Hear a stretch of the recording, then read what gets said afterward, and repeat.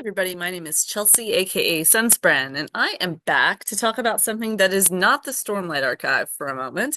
Um, I want to talk about Helluva Boss and the Helliverse in general, right?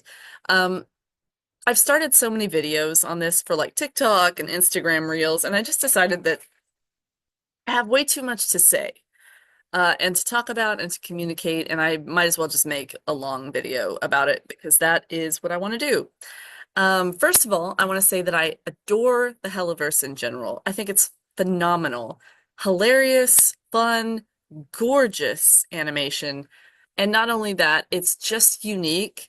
And yeah, I love everything about it. I think the humor is on point. The music is really better than it has any right to be. And the voice acting is next level.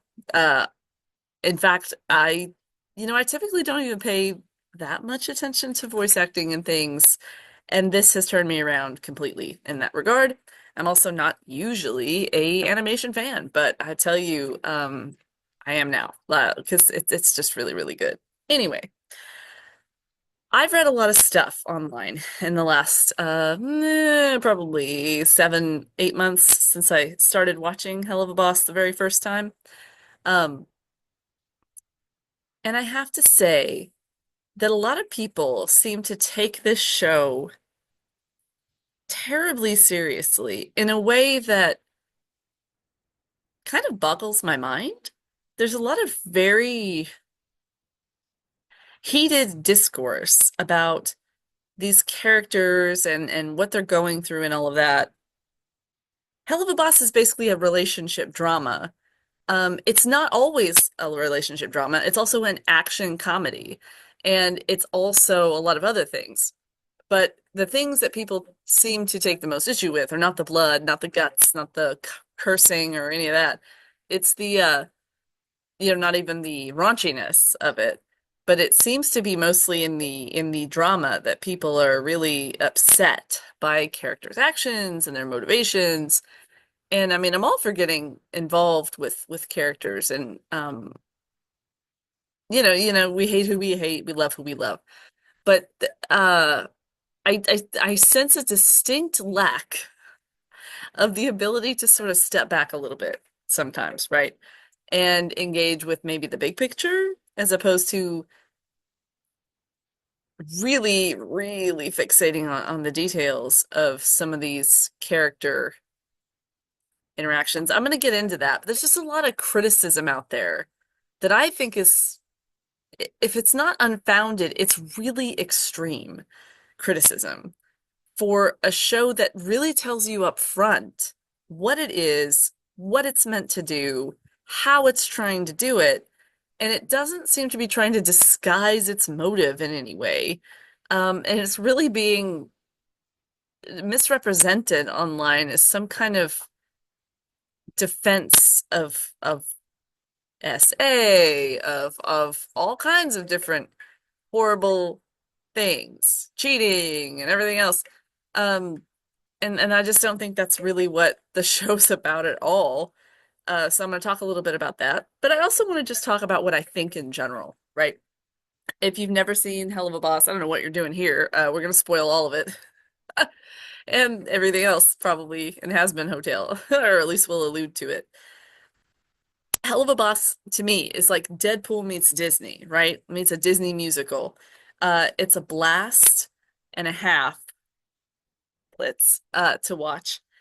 I think it deserves a lot of praise for being about found family, um, and for having this bold sense of humor that isn't afraid, and it's a show that's not afraid to tackle tough subjects.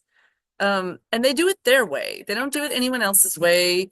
It doesn't feel, at no point when I'm watching this show, does it feel like I'm being preached to about anything. And I appreciate that because I get tired of really, really woke content. So I could see where a show like Hell of a Boss could go that direction. It could make you feel like you're not allowed to enjoy it for whatever reason because you're of some particular political persuasion or other that is not accepted or not whatever. And it's just not like that. It's really fun and brash and silly and over the top, and the drama's fun and the characters are adorable. So I appreciate that because I feel like I can enjoy this totally independent of other things. I hope it stays that way because I get so tired of just purely agenda-driven media, and narratives are just beaten into you that are like just not something I want to be listening to every single minute of every single day.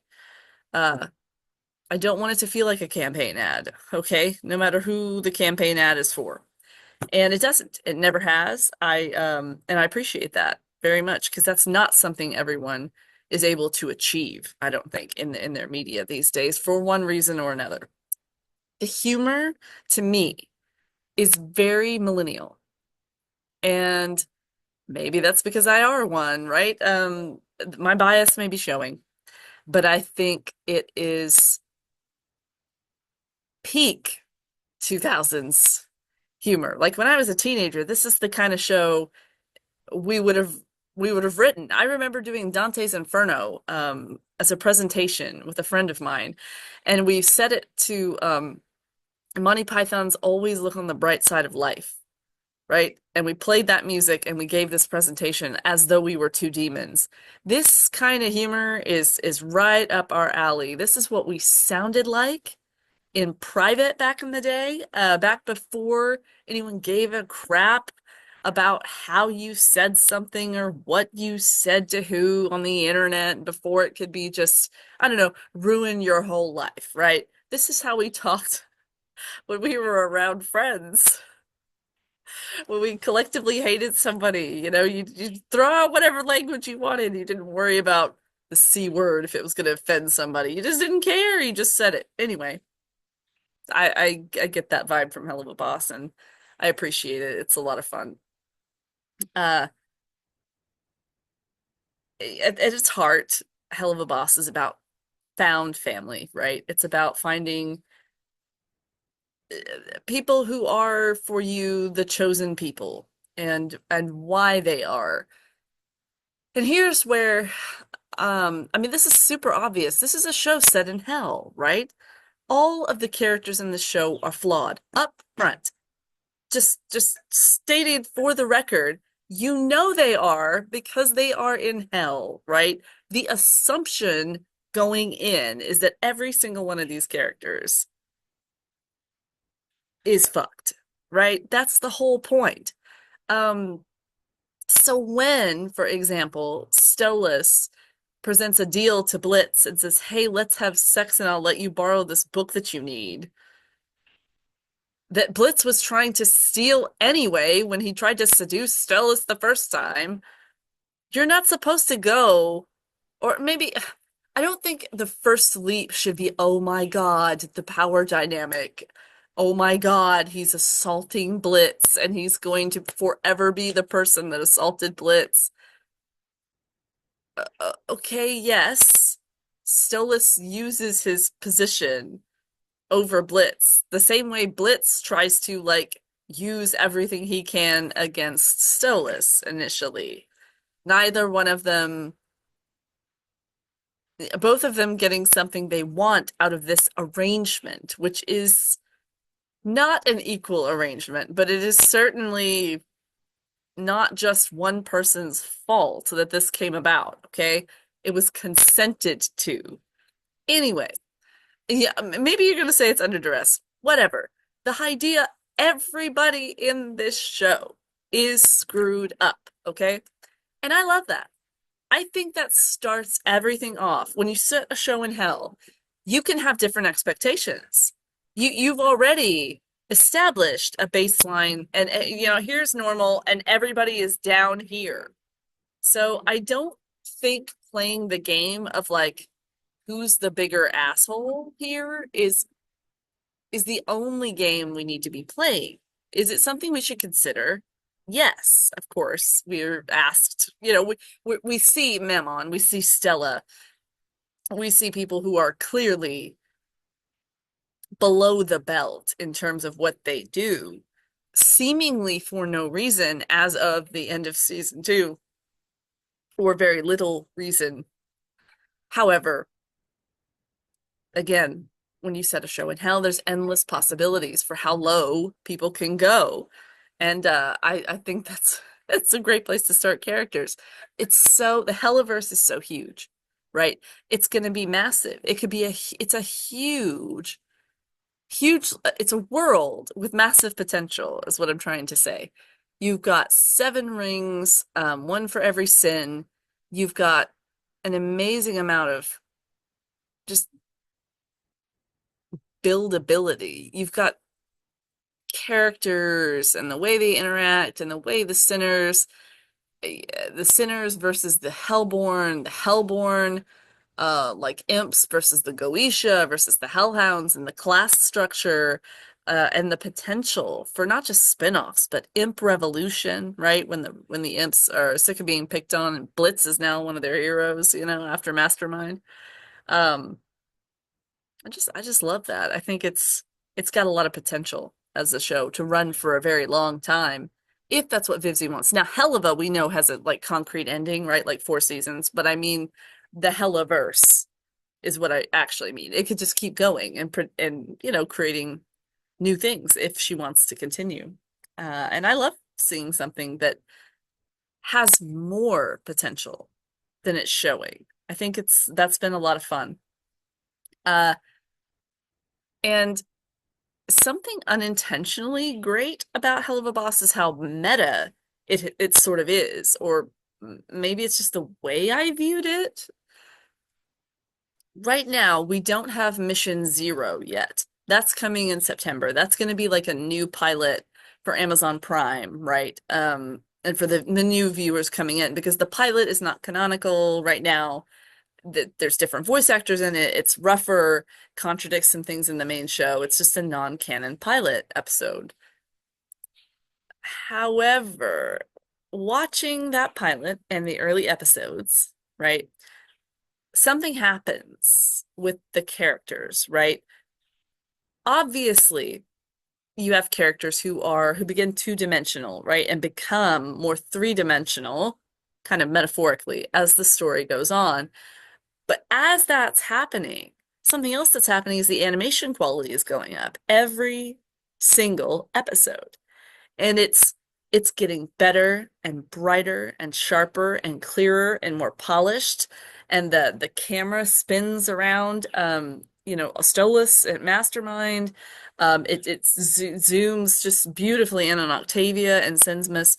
Everything about this show takes you from a beginning that is rough and edgy and kind of indie and very like, okay, this is all it is and all it can be, to no, no, no, no, no, no. There's so much more to the characters, so much more potential for drama, so much more potential for relationships, so much more potential overall. And that was really fun for me. It was very meta to watch the visual style mimic the actual journey that I'm on as a viewer. I thought that was really cool. And intentional or unintentional, it's really well done, and it struck me and continues to strike a chord with me when I watch it. I'm going to talk some specifically about Stolas and Blitz. And this is one of my favorite ships, of course. They are at the heart of Helluva Boss, for sure. And the relationship, they've been through a lot, these two characters. Before I begin, I'm going to tell you right now, I'm going to talk about Stolas quite a bit. Because I feel like the show presents Blitz and Blitz's problems in a more straightforward manner than Stolas. At least up until Sinsmus, and then all of a sudden Stolas' problems are presented pretty clearly. But all the rest of the backstory for the majority has been, the mystery of Blitz's past and the circus and what happened with him and Fizz and his mother and him burning down the circus. Why his sister hates him, because he burned down the circus and his mother on accident, accidentally killing her. Um, there's just a lot. Blitz is also obviously one of those characters that has, I just realized the light pattern coming through this gate thingy is making me all speckled. Just ignore that. That's all right. I'll look like Blitz. Anyway, Blitz is his struggles are pretty obvious, right? He buries things beneath layers and layers of bravado, among other things, and he hates himself for a long time. And it prevents him from really wanting to be vulnerable with anybody because he really doesn't think he's worth it. Yada yada yada, right? It's pretty straightforward, and I love Blitz. Please don't get me wrong; he's one of my favorites. Top two, right behind Stolitz. But Blitz is, if you're the kind of person who can look at someone and say there's more to them than that, then you pretty well understand kind of what Blitz is and what he's going through. Stolitz, I think, gets all of the blame for the deal and none of the understanding for what his past was actually like. And I will admit my Stolitz bias up front. It is not that I think he can do no wrong. I think he's done plenty of wrong. To be clear, every single character in this show has done wrong, period. That's, part of the whole deal. But I want to speak to what made Stolitz the way he is in season 1 and what it's pretty clear that he thought was happening and why, okay? When you're isolated, the way Stolitz is presumably isolated, because if you remember, Paimon, his father, did not even remember his name when he showed up on his birthday to give him a grimoire and a duty to serve the Guisha family. I have a hard time believing that Paimon is like ever around, because how would you not know his name on his birthday otherwise? So this is also kind of borne out because when we see pictures of Stolitz throughout his life, the paintings hanging in the palace, he's alone. The majority of those pictures, he's alone. So we know he reads a lot. We know he's with his butler imps and all of that kind of stuff. But it's clear Paimon's not around very much. All right. He even says, I don't want to deal with him.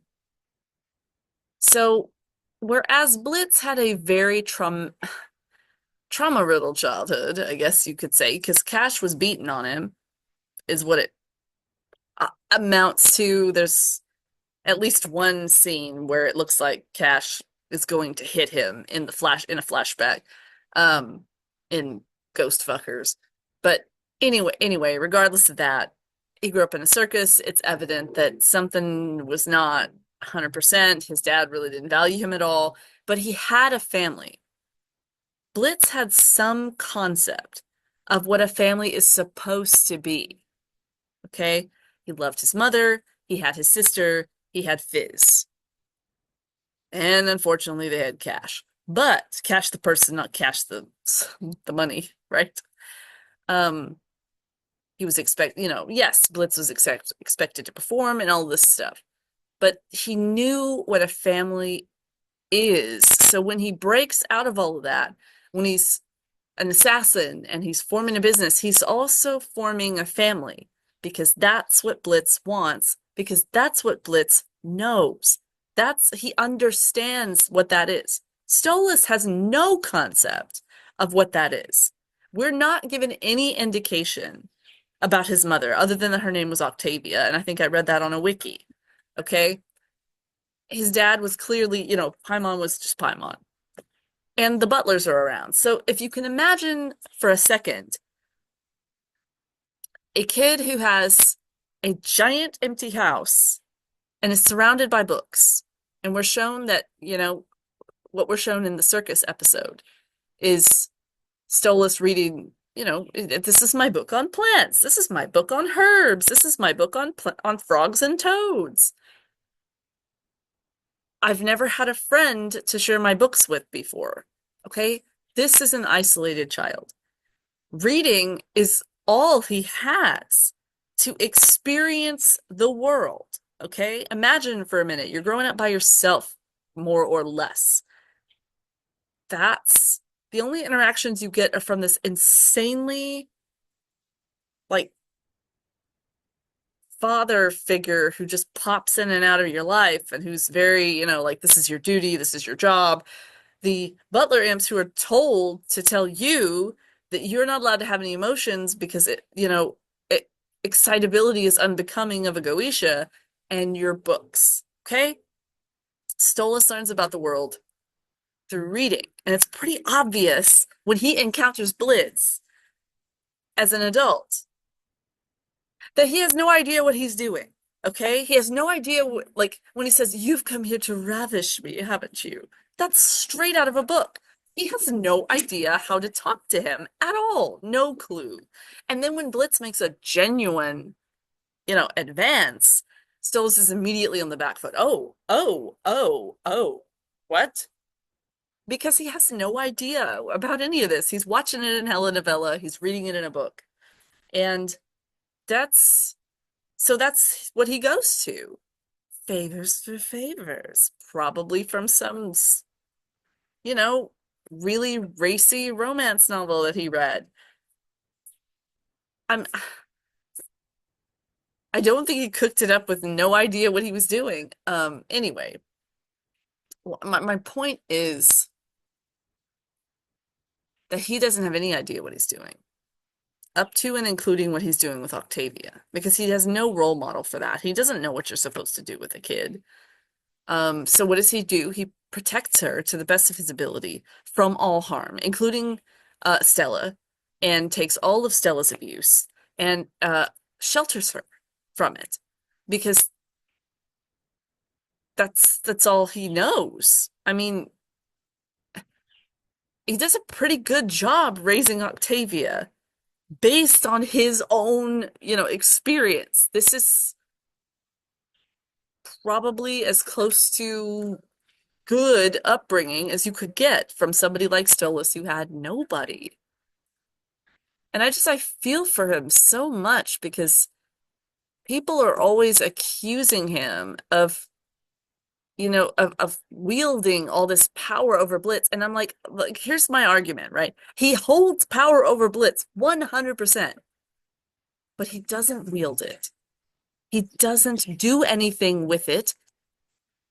And Blitz lets him, not just lets him, participates in it, twists it around to make it an uncomfortable and awful experience for both of them. And yes, I get it. Stolas is in a position of power, holding the book over Blitz and threatening him and all of this kind of stuff. He doesn't threaten him, by the way. Not once in any of this, canonically. He never threatens to take the book away, not once. He asks for it back so he can go to the Harvest Moon Festival, and that's as close as that gets. And Blitz, I'm supposed to believe that Blitz is living in fear all this time, of Stolas, when it's really patently obvious from the beginning that Blitz isn't scared of Stolas at all. Not at all. In fact, he was willing to steal from him, and he's not afraid of him. Anyway, I just think that when you look at someone who's that kind of isolated, the way he acts around Blitz is, you can just see it. He's desperate for human connection and doesn't know how to speak to people. He doesn't have any experience with not just with imps, but with anyone or anything. So he's hopelessly naive. I mean, in Sin's whenever he finally does lose all his powers and Blitz is taking care of him, he doesn't know how to do his laundry. He doesn't know how to cook. He doesn't know how to do anything. And it's sad. It's really sad. And I feel bad for him because I think he doesn't even know what to build, right? Blitz knew, okay, I'm going to build a family or an approximation thereof. Stolas clung to Octavia as the only other person in the world who could possibly understand him, and she tells him to fuck off. She does it for a good reason, and I don't necessarily, I do see her point of view, and she's also a teenager, but she did tell him to fuck off, and the way she did it was particularly cold. Um, here's a guy who's living on pills and alcohol and trying to get away from the life that he seems to have had almost no choice in until Blitz. And then stumbles through it with this awful deal in place. And then here's the part that's okay. Maybe you guys will forgive me for this afterward. I don't know. Maybe not. I realize I have a controversial opinion about Stolas. No, I don't think it's okay for him to be in a position of power over Blitz, make a deal like that, and think it's going to be okay. No, I don't think that's acceptable. But here's the rub, right? Stolas figures it out. He apologizes. He actually tries to change. He holds Blitz as Blitz. Hey, I apologize. It's not the right. He he changes. He goes to Asmodeus. He says, "Hey, I caught feelings for this guy. I need to try to make this right and try to make this a little more equal." He says it was never right, right? He tells Blitz, this thing we have, it was never okay. And it's wrong. And I don't know, I just don't think you're gonna get more. What more do you want than a character who does something? He's already in hell, right? You got hellish characters. He does something wrong, he regrets it, changes. I just don't, I'm not saying like he did it the best way. He didn't give Blitz time to respond in a lot of time to respond, but he does make the gesture. He makes the change within himself. Okay? Not only that, but he goes back to save Blitz even when he really has no reason to and nothing to expect from him at all. You know, the sacrifice that would have been Mastermind had Blitz actually, got his head chopped off there. Anyway, thankfully Stolas was there to prevent that. So yes, I see part of the point, but also I don't think people take a step back. Look at all the awful things Blitz did and all the ways Blitz gaslit him and ignored him and treated him like crap. And not only that, but made Stolas feel like the lesser one, right? I'm too much into simp. Like that day when he's like, this is one of your fantasies, isn't it?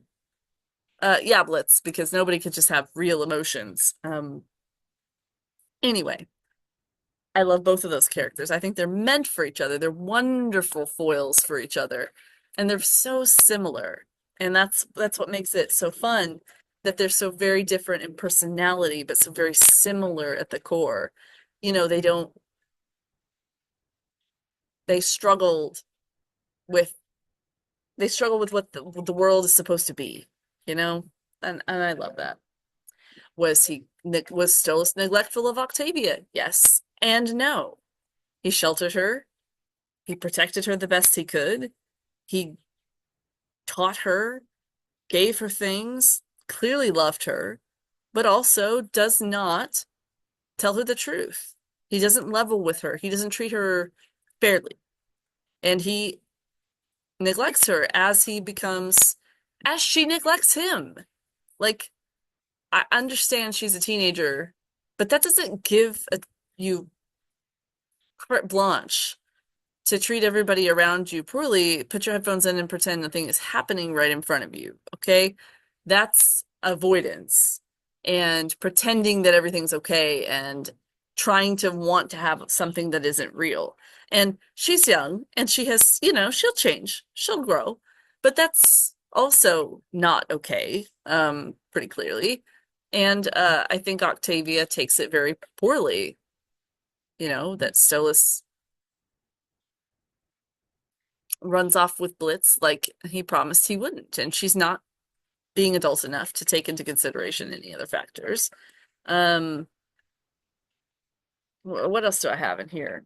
Yeah, I mean, he lies to her. Yes, he lies to her. And that's not good, and neglectful parenting is not good either. Okay. So speaking of parenting, I want to use that as kind of a jumping off point. Stolitz and Blitz are so great, aren't they? They're just the best. I love watching them together. There's such chemistry. Um, between the voices, those actors' voices, Brandon Rogers and Bryce Pinkham, man, they make every moment worth watching. And it was a delight to watch Blitz melt, you know what I mean, in Sinsmas and become a totally different person once he realized that Stolas was for real. And poor Stolas has just lost everything, so he's not going to be able to reciprocate that probably for a while. Uh, interesting. So, but speaking of the whole being parents thing, I want to talk about where I think this show is going. Some predictions or some open questions at the least, right? For where this might be going, what I think might happen based on what's already happened. Um, I think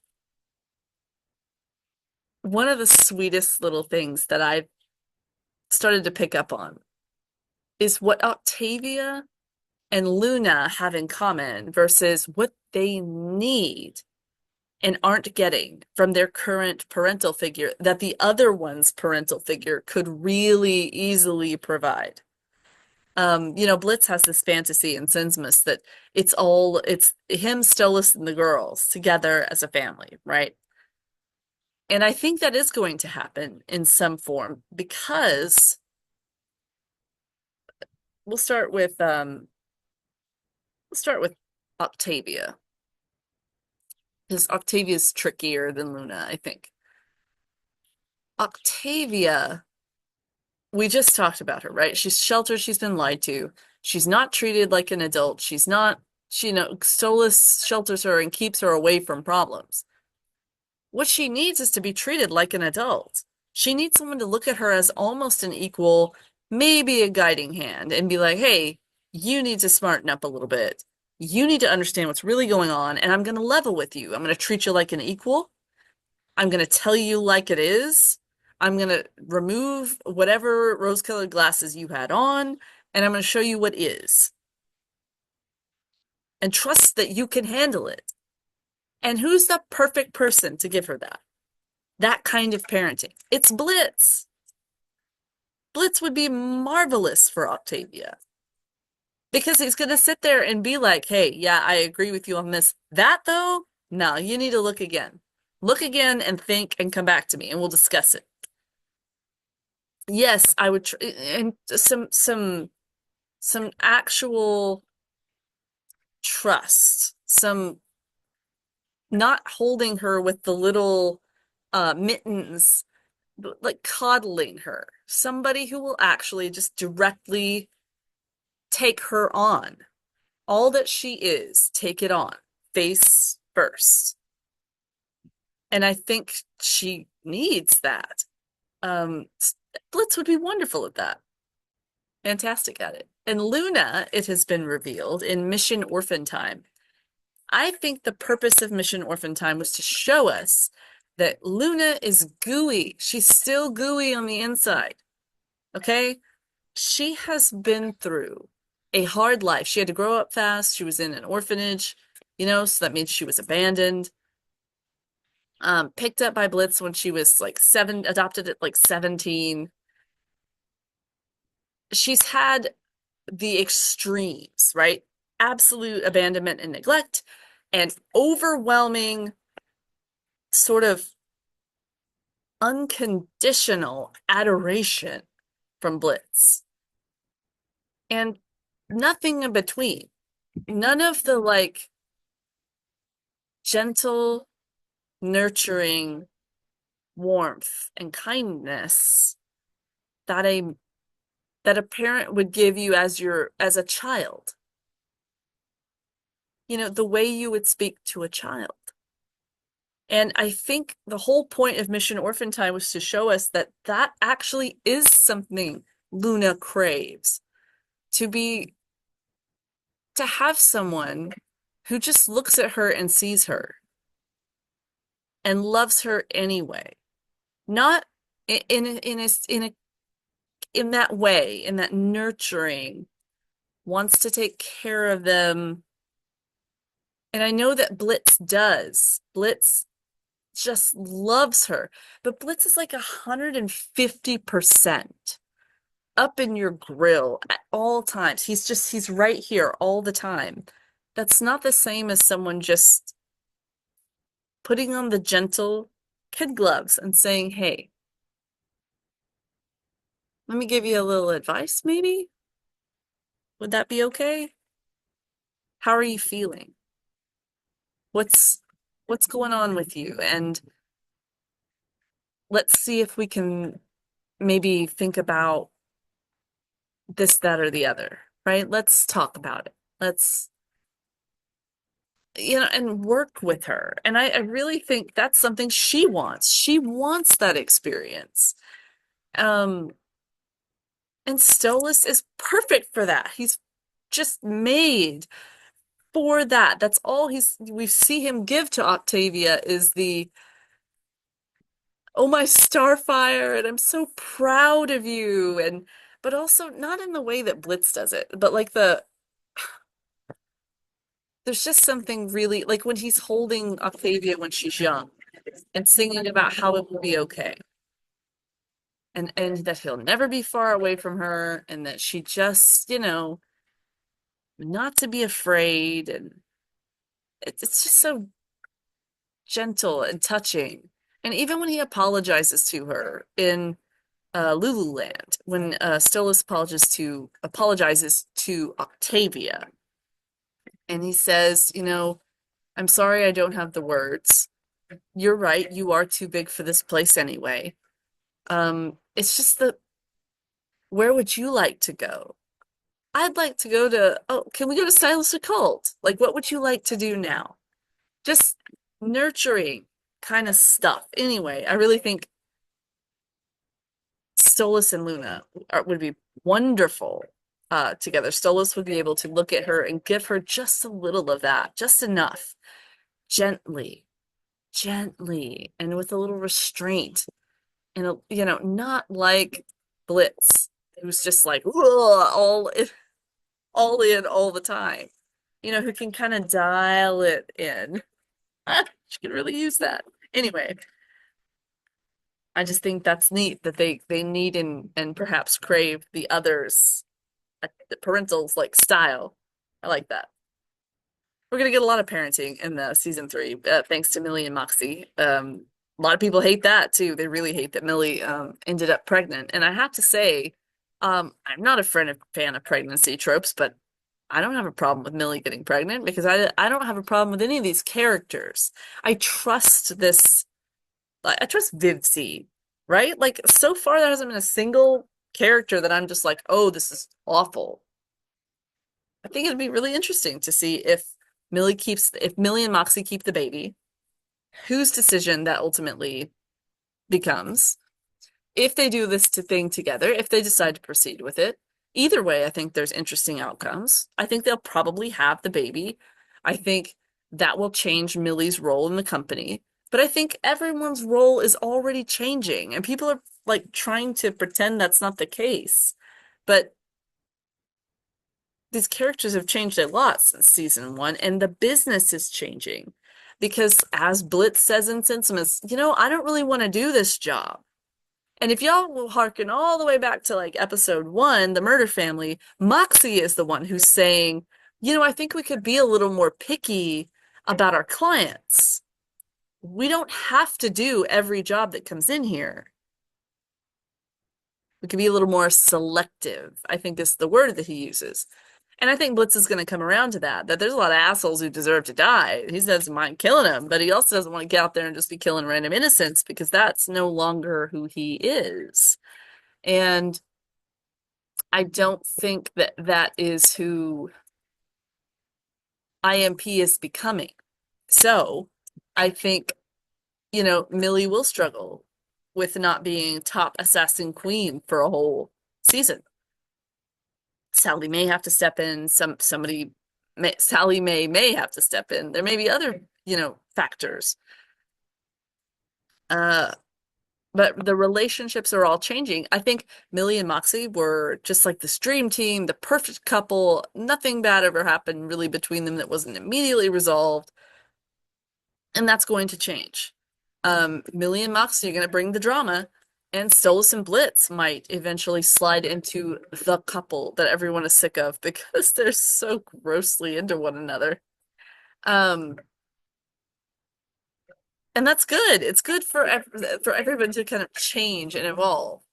I will be interested to see how Octavia evolves. I certainly hope that it's not in the direction of Andreophis and Stella. I rather hope that Octavia does something very different. I think that would be hopeful to the narrative, push it forward in another direction, maybe exploring a different ring of hell. I think Luna is going to be moving out soon. It may not be season 3, it might be season 4, but I think that is coming.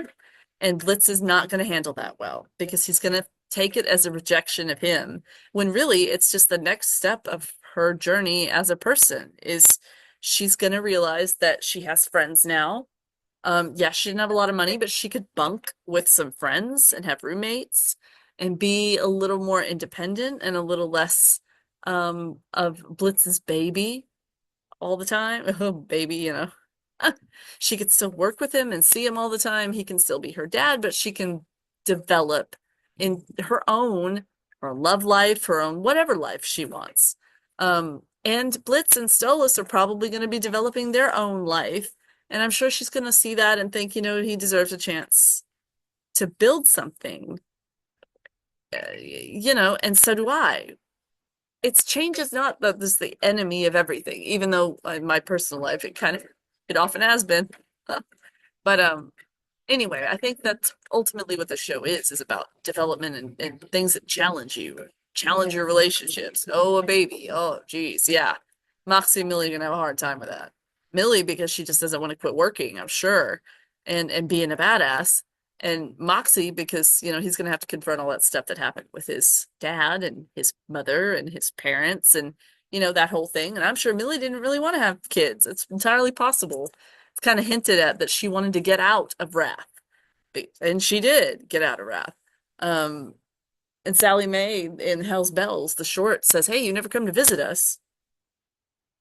And I take that to mean, she loves them, but she doesn't want to be like that whole thing all the time. She likes her life. So I don't know. I think that drama will be interesting, and the changing roles will be neat to see as well. I cannot wait to find out what Visago is going to be like. I am hoping Visago will turn out to be Stolas's friend.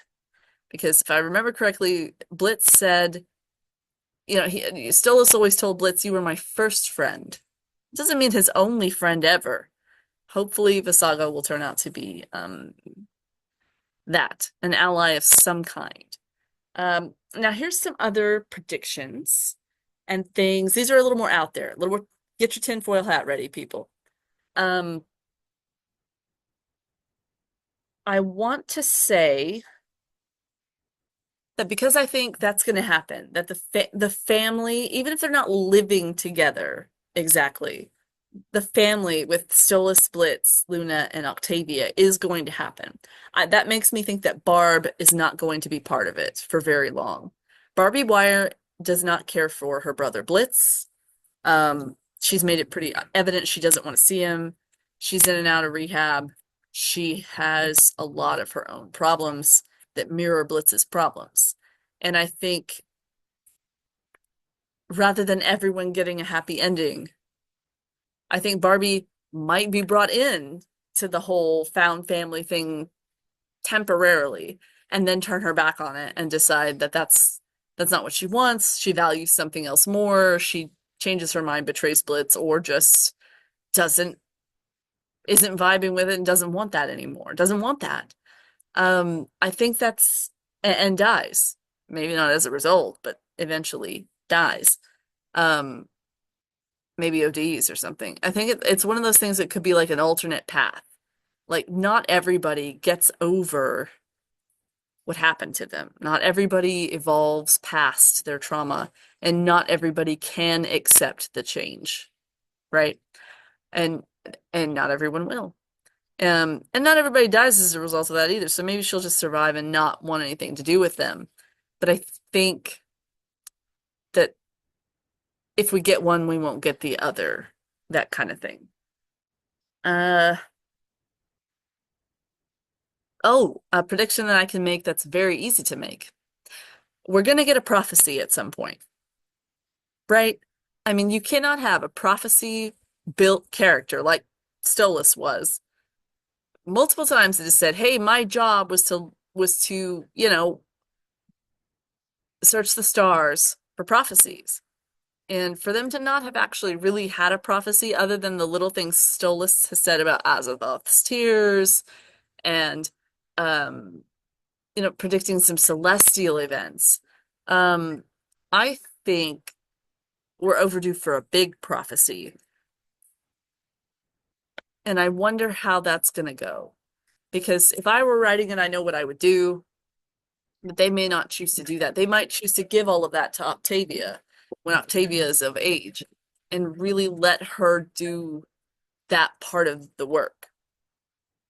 Perhaps the way she reunites with Stelis is because she comes across something in the cosmos that she cannot fully explain and she needs his help to interpret because he's had more practice, frankly. Um, that would be a real fun way to get them back together with a purpose, you know? But in some way, form, or fashion, we've got to have a prophecy. You can't just keep saying, oh, yeah, the stars, blah, blah, blah.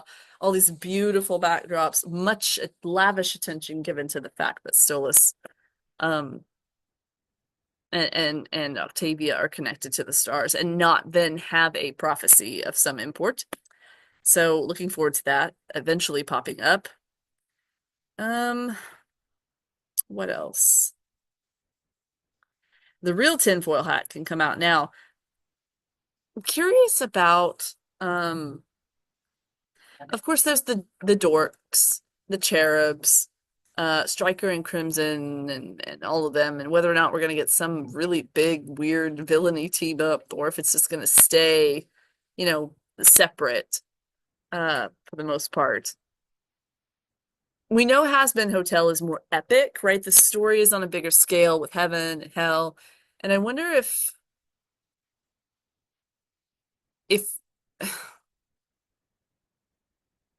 one of these characters from Helluva Boss is going to kind of be maybe not become an angel, but whether they're going to traverse to heaven in any way. Are we going to visit there? Are we going to have any uh, of that? Because we certainly had the cherubs traversing into hell. So I think it'd be really fun to have some of the imps trying to get by in heaven. It would be hilarious. I want Moxxie to lead that mission, by the way. I just wondered. I don't think it'll be a main plot point or anything, but maybe, maybe. I did have a theory for a while. This is my fanfic brain, okay, not the reality brain. Stolitz is associated with golden feathers twice in Helluva Boss that I can think of. Once in Blitz's hallucination in Truth Seekers, um, when Blitz is chained up and crawling towards Stolas, who's on this throne, and there's black blood or feathers everywhere. I can't remember which one. I think it's blood, maybe both. And they turn gold as Blitz is crawling up to Stolas, who is seated up high, on a white throne, looking down at him. And the gold feathers are surrounding him and almost suffocating him toward the end. And I thought that was kind of interesting. And then in Mastermind, when Blitz is also tied up and Stilla saves him and sings Mastermind and all that stuff, the golden feathers are streaming around him. They're not coming off of him, but they're streaming around him. And I just thought, it would be really interesting if that meant that Stolas actually somehow becomes an angel or is somehow associated with heaven. But that is so tinfoil hat. I just literally kind of picked that up because of the imagery and because of the fact that it's kind of fun that we have all these birds and no one has wings except not everyone. Yeah, anyway,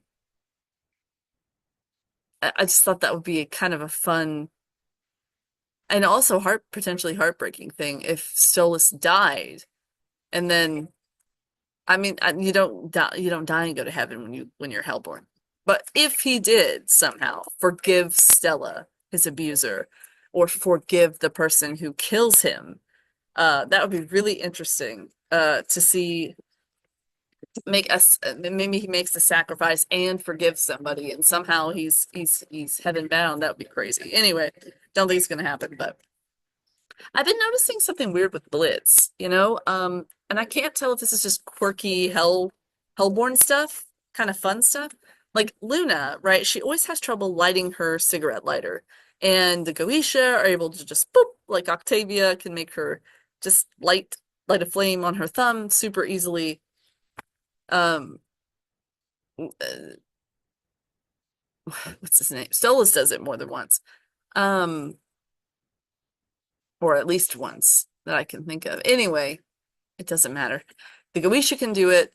Blitz sets things on fire constantly. And I can't tell if this is like just a callback to the fact that of the circus and that he accidentally set the circus on fire. But I'm thinking of like Lululand when Wally Wackford was walking by with all the inconvenient torches, right? And Fizzarolli, the robot is on fire and all of Lululand burns down and Moxxie's like, yeah, way to destroy another good thing, boss. But he's constantly setting fires. Even in Sinsmas, when he's trying to cook dinner and he sets his apartment on fire, and he tells Stillas, "We set the apartment on fire last year, so this year we want to do the party at the office because, uh, it's insured." There's just so many instances where Blitz accidentally either he himself sets the fire or he's somewhere where all of a sudden a fire breaks out. And I'm wondering about that because we have a lot of ice magic exhibited, through Andrealphus. And you could just see it. And you're like, oh yeah, that checks out. But it's a little weirder that Blitz sets everything on fire. No one else seems to set everything on fire. Why Blitz? Does he have like a latent fire magic or is it just a gag?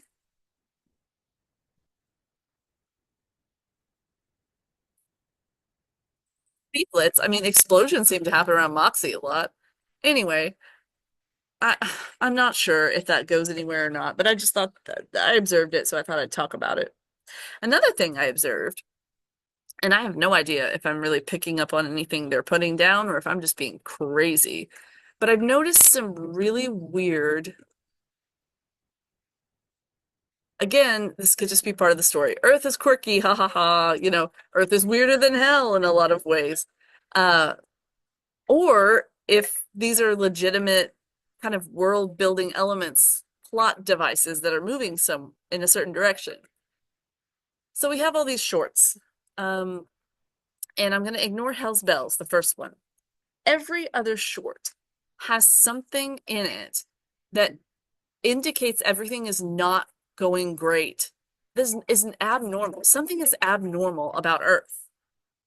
Abnormal things are happening on Earth. Back when Spring Broken was our kind of one of our main glimpses of Earth early in the series. Spring break was happening. There was a couple of little weird things happening, like they're getting drunk. The humans are getting drunk. They're doing humany things, though, right?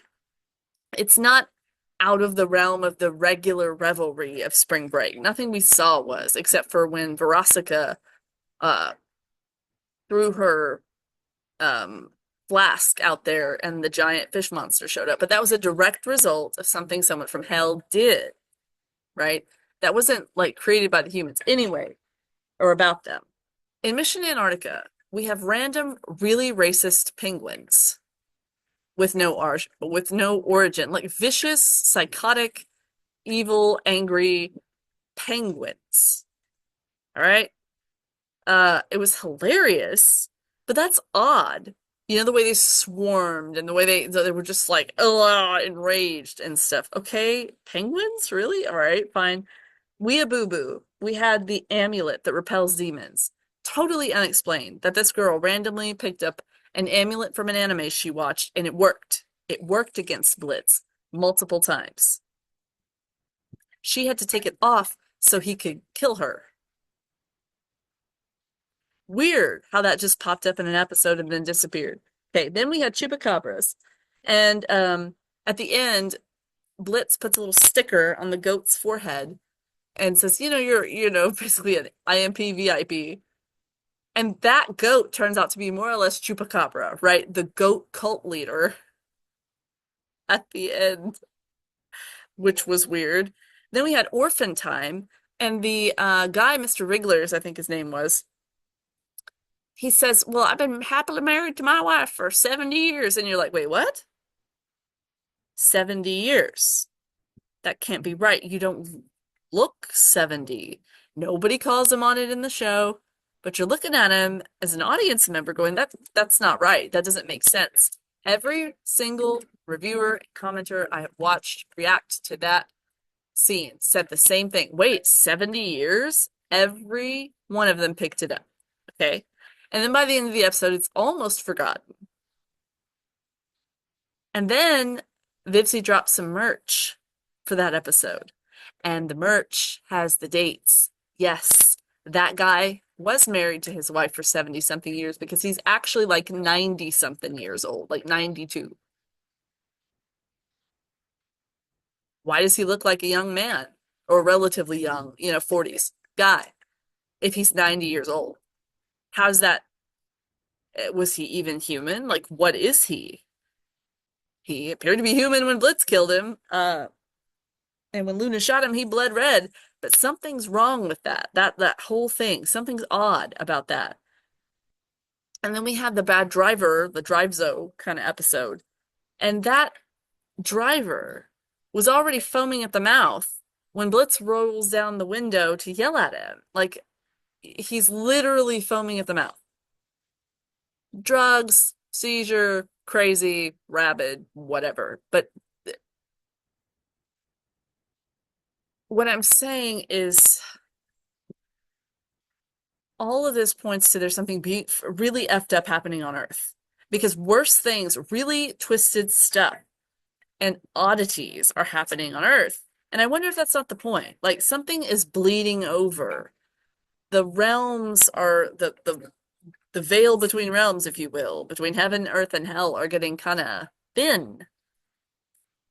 I don't know if this is happening on Earth because the Hellborn have visited so often to kill people that their influence, the hellishness is seeping through, and they're perhaps being infected by what they've picked up on Earth.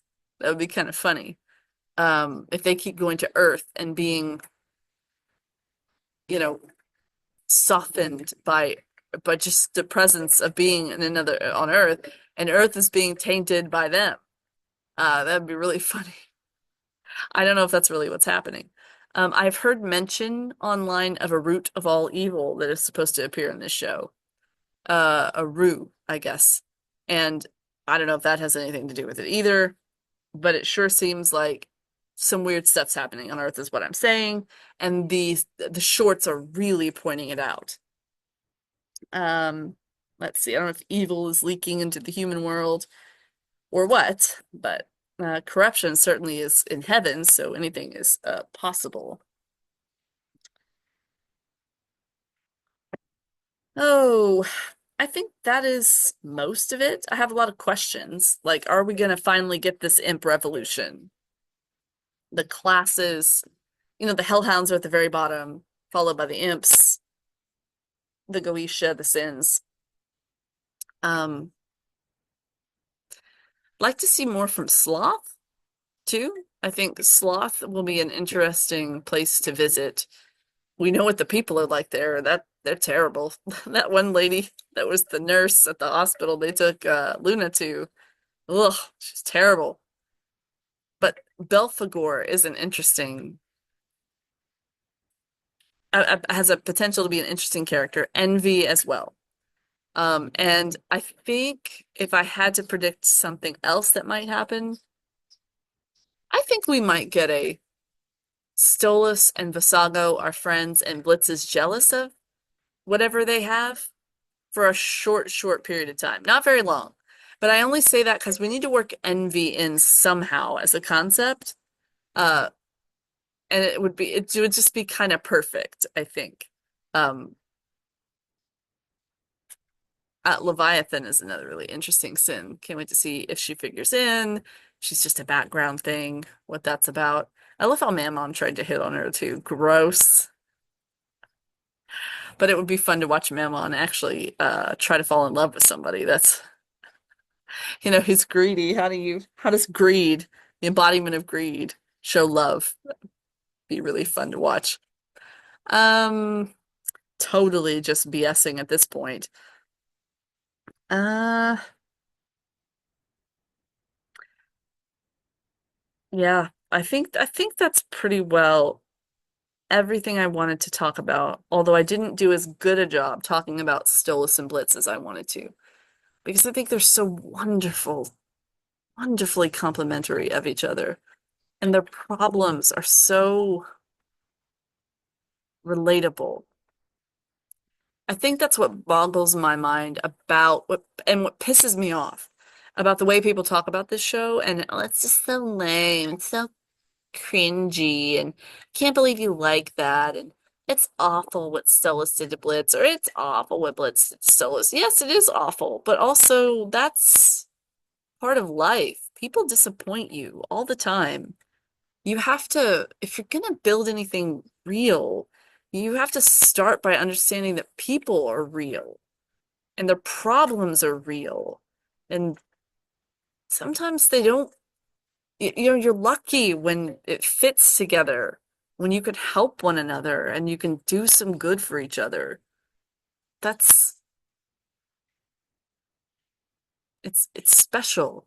It's worth more than anything else. And you know, whether those are people who raised you or not, you know, um, it doesn't have to be about saving the world.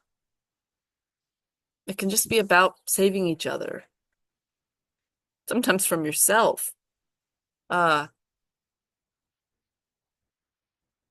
and I think that's the big picture that I relate to very strongly. Um, because we seem to be living in a world where people expect everyone to be an angel.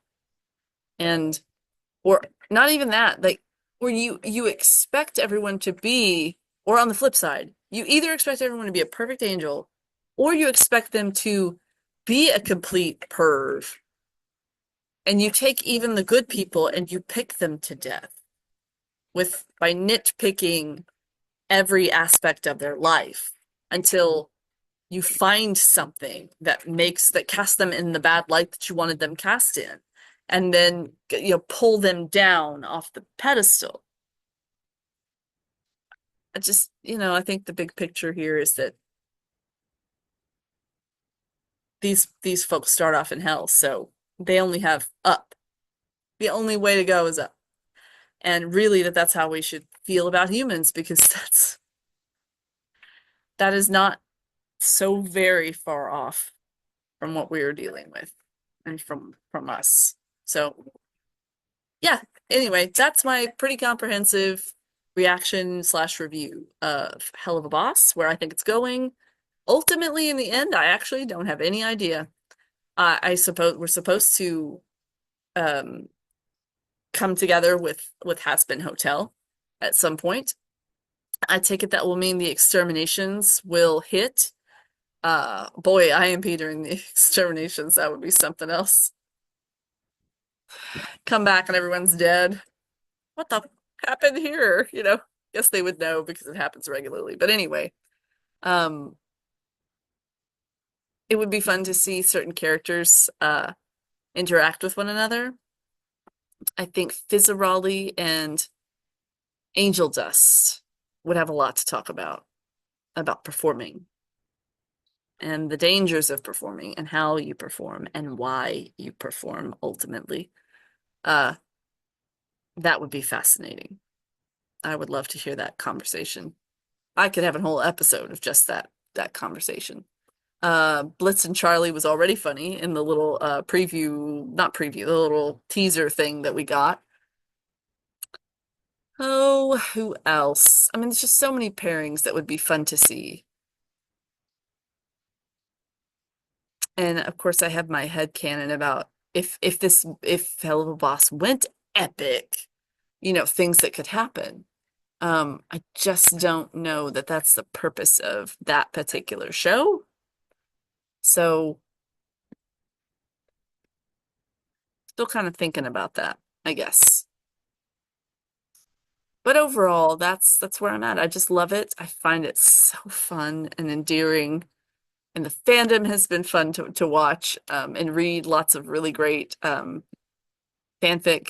Um, oh, I have another. Okay, I do have one more. My tinfoil hat.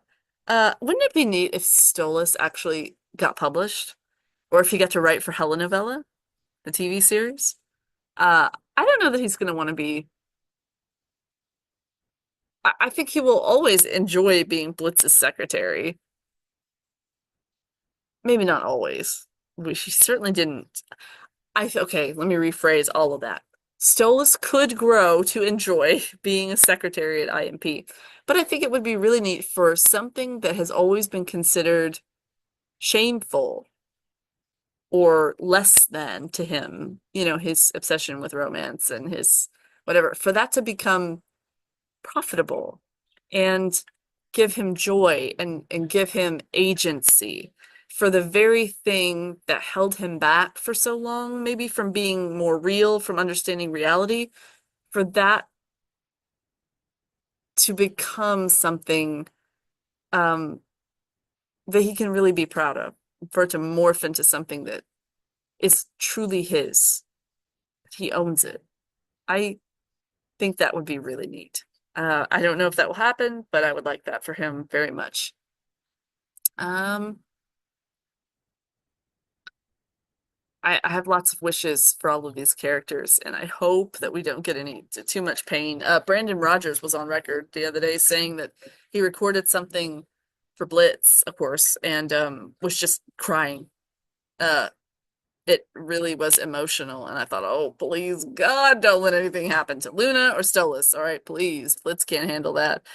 Whew. Blitz has had a lot to deal with. I want to see him back at the bottom again. Anyway, that's all I've got. I'm wrung out. If I think of anything else, I'll have to splice it onto the end. Until next time, my friends, and I guess we'll just keep waiting. At least Has Been Hotel's coming out soon, October 29th.